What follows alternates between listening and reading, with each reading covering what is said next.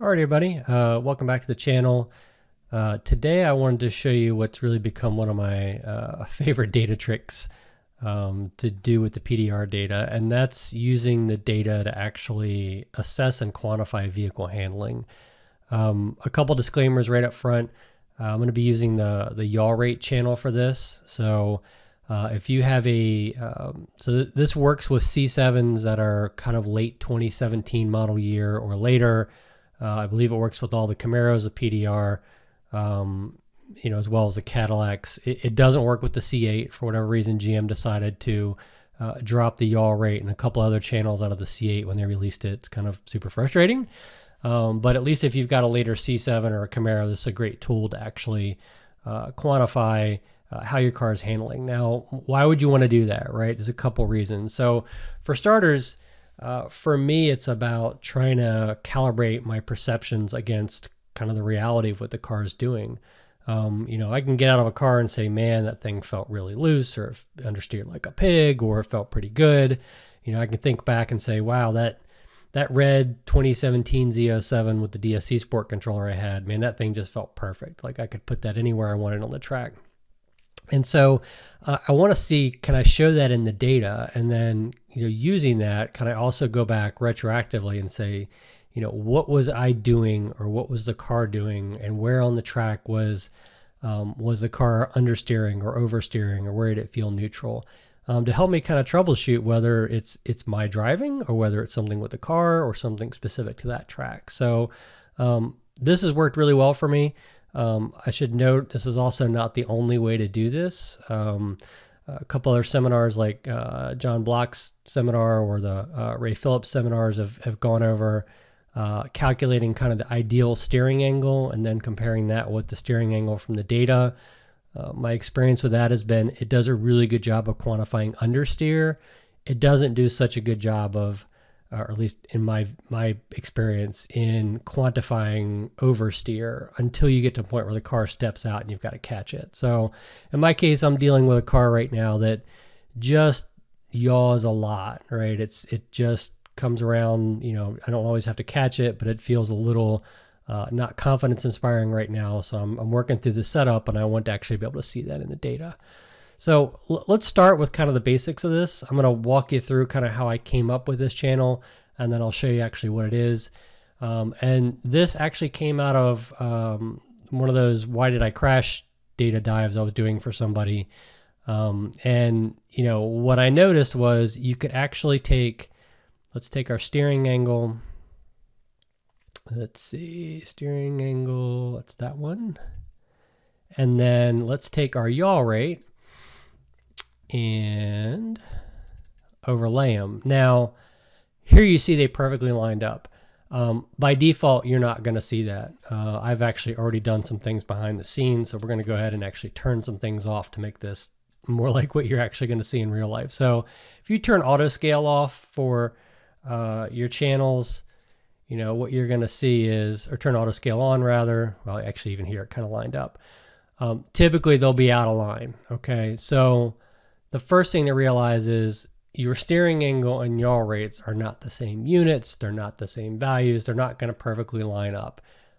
Because for instance, if I just click here, my yaw rate is negative 26 degrees per second. My steering angle is 94.6. So basically it's quite a bit off, a multiplier off. So what I've done is for the C7s, I've gone through the data I've had, and basically it's 3-to-1. If you take your yaw rate and you multiply it by 3, you should end up at about your steering angle. Okay, so that for doing comparisons, that helps.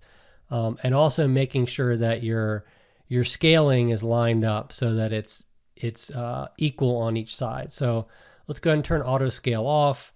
Again, what we'll see here is we're looking at steering angle. I've got it at a max of 180, a minimum of minus 180. Under yaw rate, again, turn auto scale off, and a maximum of 60, a minimum of negative 60. So again, it's 3-to-1, right? So the scales are basically 3 times for steering angle what it is for yaw rate.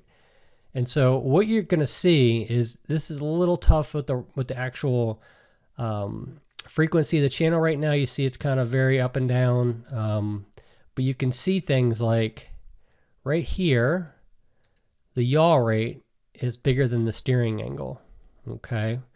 Down here, the yaw rate is quite a bit less than the steering angle. So the basic premise is if I have more steering than yaw, I have understeer. If I have more yaw than steering, I have oversteer. Now, to make this usable, or to make this kind of easier to visualize, what we can do is do a moving average filter to kind of smooth out these lines a little bit. So it's a little less jagged, a little less precise, but it gives you a better kind of just raw view into things. So let's go ahead and do a moving average filter, turn it on. We'll do it for like 0.3 seconds. And then we'll do the same thing for steering angle.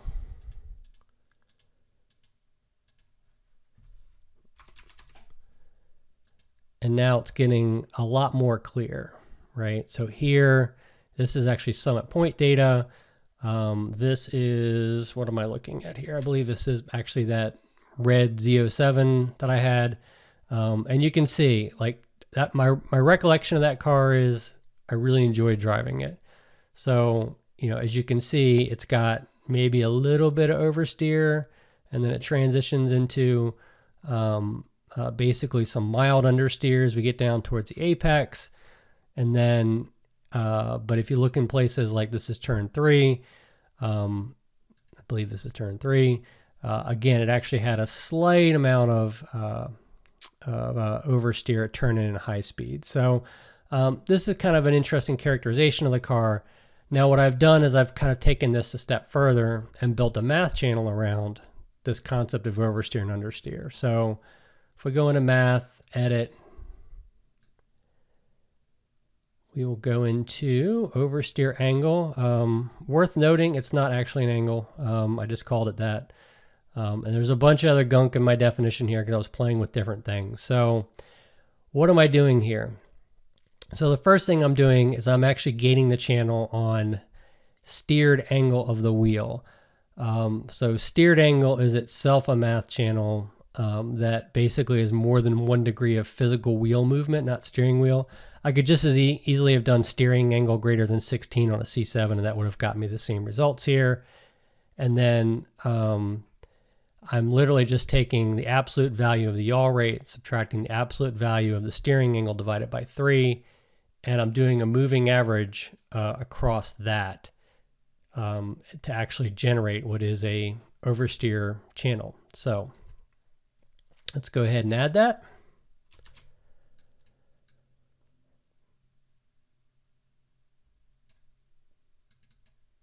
So here we go. So now what we're seeing is a channel where oversteer is going to be represented in the positive, understeer in the negative. And again, what I'm finding is for me, somewhere around +4 and -4 is kind of, I like the car and I'm comfortable with it. Anything more than that for me personally, the car is either going to be too loose or too tight. So as you can see, just kind of by looking at the graph, this orange line is pretty much in that zone the entire time. So that's good. That pretty much means I'm happy with the car. I'm going to go ahead and hide these other channels. And now what I could do also is start layering in other driver inputs or car data lines or data fields to actually see what am I doing in this time. So let's go ahead and add in brakes. And we'll go ahead and size that down so it's kind of not quite overlapping like that. We'll add an accelerator, same thing. And now I can start looking and seeing, okay, well, it's starting to understeer, or it's kind of starting to oversteer a little bit, and then it starts to understeer. And then as I come off the brakes, that basically transitions out, get back to the gas. So this car is pretty neutral. Another kind of little trick I did is, since I knew 4 and -4 were magic numbers for me, I created channels that were literally 4 and -4. So I've kind of can look and see the upper and lower bounds. And then, this is again a car that I was pretty happy with. So let's take and look at my C7 as it kind of sat last time out. Found out my alignment was completely gorked up because I did it wrong.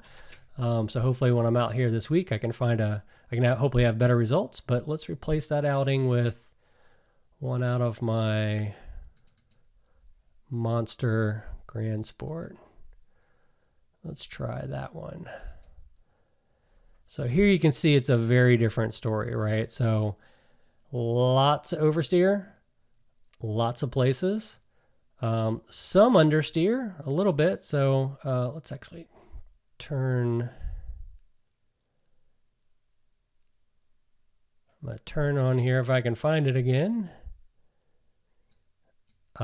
Segments and splits. This is easier to find what corner we're in. So you can see got a little bit of understeer in turn 5, and that kind of jives with what I felt in the car.